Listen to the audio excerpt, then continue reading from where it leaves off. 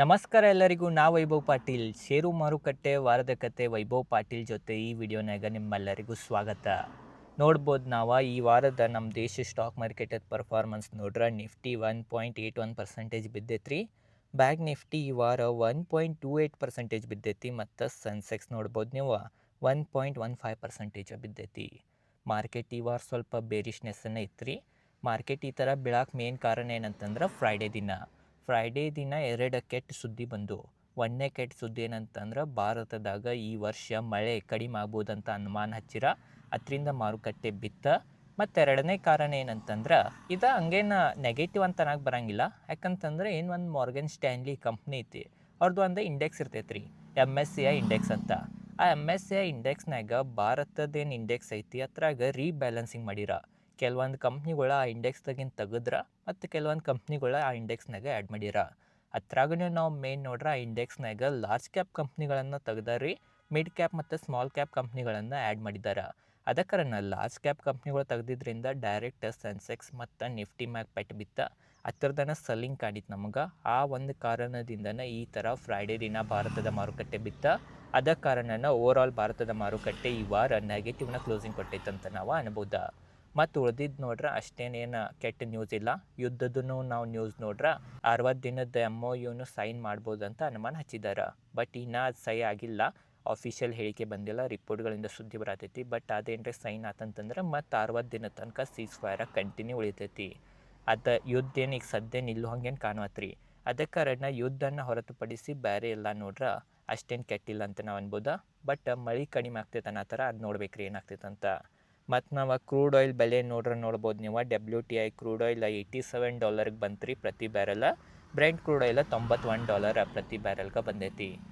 ಪಾಸಿಟಿವ್ನ ಅನ್ಬೋದು. $100 ಮ್ಯಾಗ್ ಟ್ರೇಡ್ ಆಗತ್ತಿದ್ದು, $95ಕಿಂತನೂ ಕಡಿಮೆ crude oil ಸಿಗತೈತಿ. ಆದ್ರೂ ಭಾರತದ ಆರ್ಥಿಕತೆ ದೃಷ್ಟಿಯಿಂದ ಈಗ ಸ್ಟೇಬಲ್ ಆಗ್ಬೋದಂತ ನಾವು ಯಾವಾಗ ಅನ್ಬೋದು ಅಂತಂದ್ರೆ ಕ್ರೂಡ್ ಆಯಿಲ್ $85 to $82 ಏನ್ರ ಹೋದ್ರೆ ಸ್ವಲ್ಪ ಭಾರತದ ಆರ್ಥಿಕತೆಗೆ ಒಳ್ಳೇದು. ಅದಕ್ಕಿಂತ ಕೆಳಗೆ ಹೋದ್ರೆ ಭಾಳ ಒಳ್ಳೇದಂತ ನಾವು ಕನ್ಸಿಡರ್ ಮಾಡ್ಬೋದು.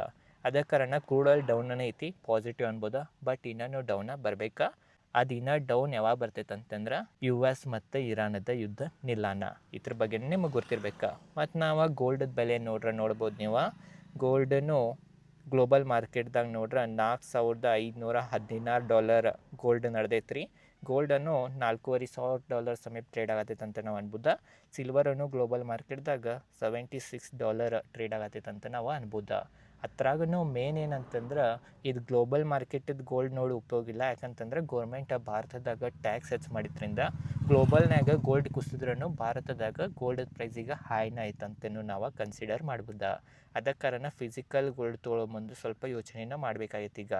ಅದೇ ಥರ ನಾವು ಗ್ಲೋಬಲ್ ಮಾರ್ಕೆಟದ ಪರಿಸ್ಥಿತಿ ನೋಡ್ರೆ US Dow Jones May 30 positive closing ಕೊಟ್ಟೈತ್ರಿ.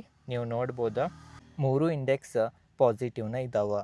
ಅದೇ ಥರ ನಾವು ಯುರೋಪಿಯನ್ ಮಾರ್ಕೆಟ್ ನೋಡ್ರೆ ಅವ ಫ್ಲ್ಯಾಟ್ ಕ್ಲೋಸಿಂಗ್ ಕೊಟ್ಟವ, ಬಿದ್ದಿಲ್ಲನ್ನು ಏರಿಲ್ಲನ್ನು, ಆದ್ರೂ ಫ್ಲ್ಯಾಟ್ ಕ್ಲೋಸಿಂಗ್ ಕೊಟ್ಟವ ಅನ್ಬೋದು. ಏಷ್ಯನ್ ಮಾರ್ಕೆಟನ್ನು ಎಲ್ಲ ಪಾಸಿಟಿವ್ನ ಇದ್ದು ರೀ. ಅದೇ ಕಾರಣ ಓವರಾಲ್ ಗ್ಲೋಬಲ್ ಮಾರ್ಕೆಟ್ದಾಗೂ ಅಷ್ಟೇನು ಏರಿತ್ತು ನಮಗೆ ಕಾಣುವತ್ತಂತ ನಾವು ಅನ್ಬೋದು. ಅದ್ರಾಗೂ ನಿಫ್ಟಿ ಮೇ 30 0.15% ಬಿದ್ದನ್ನು ಕ್ಲೋಸಿಂಗ್ ಕೊಟ್ಟೈತಿ ಅಂತಂದ್ರೆ ಅದು ಸಹ ಫ್ಲ್ಯಾಟನ್ನು ಕ್ಲೋಸಿಂಗ್ ಕೊಟ್ಟೈತಿ.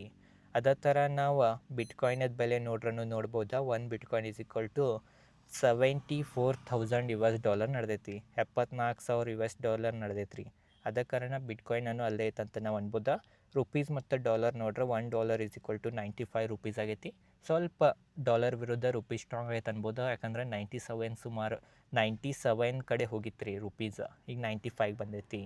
ಅದೇ ಕಾರಣ ಓವರಾಲ್ ನೋಡ್ರೆ ಮೇನ್ ಮಾರ್ಕೆಟಿಗೆ ಯಾವ ಕಡೆ ಹೋಗ್ಬೇಕು ಏನು ದಿಕ್ಕನ್ನು ಇನ್ನೂ ಗುರ್ತಾಗ್ವಾತ್ರಿ. ಎಲ್ಲ ಇನ್ನೂ ಅನ್ಸರ್ಟನಿಟಿನ ಮಾರುಕಟ್ಟೆನಾಗೈತಿ. ಅದೇ ಥರ ನಾವು FIDS ಡೇಟಾ ನೋಡ್ರೂ FIs ಇನ್ನೂ ಕಂಟಿನ್ಯೂ ಮಾರ್ಕೊತಾನೆ ಹೋಗತ್ತಾರ. ಅದೇ ಕಾರಣ ನೋಡ್ಬೇಕ್ರಿ ಏನ್ರಿ ಗೌರ್ಮೆಂಟ್ ಒಳ್ಳೆ ಡಿಸಿಷನನ್ನು ತೊಗೊಂಡು LTC GST ಅಥವಾ STT ಏನು ಟ್ಯಾಕ್ಸ್ ಇದ್ದಾವೆ ಅದನ್ನು ಸ್ವಲ್ಪ ಕಡಿಮೆ ಮಾಡಿರ ಅಂತಂದ್ರೆ ಭಾಳ ಒಳ್ಳೇದು. ಮತ್ತು ಮಾಡ್ಬೇಕಂತ ನನಗೆ ಅನಿಸ್ತೈತಿ. ಯಾಕಂತಂದ್ರೆ ಯು ಎಸ್ನಾಗೂ ಹೆಚ್ಚು ಟ್ಯಾಕ್ಸ್ ಇಲ್ಲರಿ ಸ್ಟಾಕ್ ಮಾರ್ಕೆಟ್ನಾಗ. ಅವೆಲ್ಲ ಡೆವಲಪ್ಡ್ ಕಂಟ್ರಿಗಳಿದ್ದಾವೆ. ಚೀನಾನ್ಯಾಗೂ ಟ್ಯಾಕ್ಸ್ ಇಲ್ಲ, ಸಿಂಗಾಪುರ್ನಾಗೂ ಇಲ್ಲ. ಅದ ಕಾರಣ ಡೆವಲಪ್ ಕಂಟ್ರಿಗಳ್ನಾಗನ ಟ್ಯಾಕ್ಸ್ ಇಲ್ಲ ಅಂತಂದ್ರೆ ಭಾರತ ರೀ ಈಗ ಡೆವಲಪ್ ಆಗತೈತಿ. ಅದ ಕಾರಣ ಇಂಥ ಸಮಯದಾಗ್ರೆ ಅವರು ಟ್ಯಾಕ್ಸ್ ತೊಗೊಬಾರ್ದು. ಯಾಕಂದ್ರೆ ಇಂಥ ಸಮಯದಾಗನ ಫಾರಿನ್ ಇನ್ವೆಸ್ಟ್ಮೆಂಟ್ದ ಅವಶ್ಯಕತೆ ಭಾರತದಾಗ ಭಾಳ ಬೇಕಾಗ್ತೈತಿ. ಅದ ಕಾರಣ ನೋಡೋಣ್ರಿ, ನಿರ್ಮಲಾ ಸೀತಾರಾಮನ್ ಅವರನ್ನು ಮೊನ್ನೆ ಇದ್ರ ಬಗ್ಗೆ ಯೋಚನೆ ಮಾಡ್ತೇವೆ, ಇನ್ವೆಸ್ಟರ್ಸ್ ಇಷ್ಟೆಲ್ಲ ಹೇಳತ್ತಾರಂತಂದ್ರೆ ಅದ್ರ ಬಗ್ಗೆ ನಾವು ಡೋರ್ ಓಪನ್ ಮಾಡಿ ಚರ್ಚೆ ಸ್ಟಾರ್ಟ್ ಮಾಡ್ತೇವೆ ಅಂದಾರ. ಅದ ಕಾರಣ ಏನರೇ ಒಂದು ಚರ್ಚೆಯನ್ನು ಮಾಡಿ ಟ್ಯಾಕ್ಸ್ ಅದು ಏನರೇ ಕಡಿಮೆ ಮಾಡಿರಂತಂದ್ರೆ ಖಂಡಿತವಾಗಿ ಮಾರುಕಟ್ಟೆಗೆ ಒಳ್ಳೇದಾಗ್ತೈತಿ. ಖಂಡಿತವಾಗಿ ಮಾರುಕಟ್ಟೆ ಇಂಥ ಕೆಟ್ಟ ಸಮಯದಾಗೂ ಮತ್ತೆ ಅಲ್ಲಿ ತಲೆ ಹೋಗ್ಬೋದಂತ ನನಗನ್ನಿಸ್ತೈತಿ. ಓವರಾಲ್ ಮೇನ್ ಏನಂತಂದ್ರೆ ಲಾಂಗ್ ಟರ್ಮ್ದಾಗ ಮಾರ್ಕೆಟ್ ಮ್ಯಾಗನ ಹೋಗ್ತೈತೆ ಅಂತ ನನಗೆ ಅನ್ನಿಸ್ತೈತಿ. ಮತ್ತು ಎಕ್ಸ್ಪರ್ಟ್ಗಳು ಅನ್ನೋ ಥರ ಅದು ಎದಕ್ಕೆ ಲಾಂಗ್ ಟರ್ಮ್ನಾಗ ಮ್ಯಾಗ ಹೋಗ್ತೈತಿ, ಏನು ಕಾರಣಗಳು ಇರ್ಬೋದು ಅಂತ ನಿನ್ನೆ ಒಂದು ವಿಡಿಯೋ ಮಾಡೀನಿ. ಅದ ಕಾರಣ ಆ ವಿಡಿಯೋನ ಹೋಗಿ ನೀವು ನೋಡಿರಿ.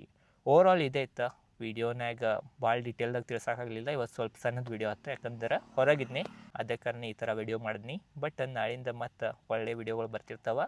ಮತ್ತೊಂದು ಏನಂತಂದ್ರೆ ಇವತ್ತು RCBದ ಫೈನಲ್ ಮ್ಯಾಚ್ ಐತಿ. ಅದ ಕಾರಣ ಯಾವ ಟೀಮ್ ಗೆಲ್ತೈತಿ ಅಂತ ಕಮೆಂಟ್ ಸೆಕ್ಷನ್ನಾಗ ತಿಳಿಸ್ರಿ. ಮತ್ತು ಮಾರ್ಕೆಟ್ ಏರ್ತೈತೋ ಬೀಳ್ತೈತೋ ನಿಮ್ಮದೇನು ಅಭಿಪ್ರಾಯ ಐತಿ ಮಾರ್ಕೆಟ್ ಬಗ್ಗೆ ಅಂತಲೂ ಕಮೆಂಟ್ ಸೆಕ್ಷನ್ನಾಗ ತಿಳಿಸ್ರಿ. ಇದೈತೆ ಇವತ್ತಿನ ವಿಡಿಯೋ ಚೊಂಚಡೋ ಲೈಕ್ ಮಾಡಿರಿ. ಮತ್ತು ಚಾನಲ್ ಸಬ್ಸ್ಕ್ರೈಬ್ ಮಾಡಿರ್ಕಲ ಇದ್ರೆ ಸ್ಟಾಕ್ ಮಾರ್ಕೆಟ್ ರಿಲೇಟೆಡ್ ಕನ್ನಡದಾಗ ಇದೇ ಥರ ವಿಡಿಯೋ ಮಾಡ್ತಿರ್ತೇನೆ. ಅದ ಕಾರಣ ಚಾನಲ್ ಸಬ್ಸ್ಕ್ರೈಬ್ ಮಾಡಿರ್ಕಲ ಇದ್ರೆ ಸಬ್ಸ್ಕ್ರೈಬ್ ಮಾಡಿರಿ.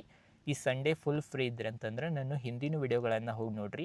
ರೀಟ್ಸ್ ಅಂದ್ರೆ ಏನು, ರೀಟ್ಸ್ ಬಗ್ಗೆ ಒಂದು ವಿಡಿಯೋ ಮಾಡೀನಿ, ಅದು ಹೋಗಿ ನೋಡ್ಬೋದು ನೀವು. SWP ಬಗ್ಗೆ ಮಾಡೀನಿ, ಯಾವ ಥರ ನಾವು ಸರಿಯಾದ ವಿಧಾನಲ್ಲಿ SIP ಮಾಡ್ಬೋದು ಅಂತಲೂ ವಿಡಿಯೋ ಮಾಡೀನಿ. ಆದ ಕಾರಣ ಆ ವಿಡಿಯೋಗಳನ್ನು ನಾನು ಹೋಗಿ ನೋಡಿರಿ. ಇದೇ ಇವತ್ತಿನ ಓವರಾಲ್ ಇದೈತಿ ಇವತ್ತಿನ ವಿಡಿಯೋ ಚೊಂಚಡೋ ಲೈಕ್ ಮಾಡಿರಿ. ಇದೇ ಥರ ಸ್ಟಾಕ್ ರಿಲೇಟೆಡ್ ಕನ್ನಡದಾಗ ವಿಡಿಯೋ ಮಾಡ್ತಿರ್ತೀನಿ. ಧನ್ಯವಾದಗಳು.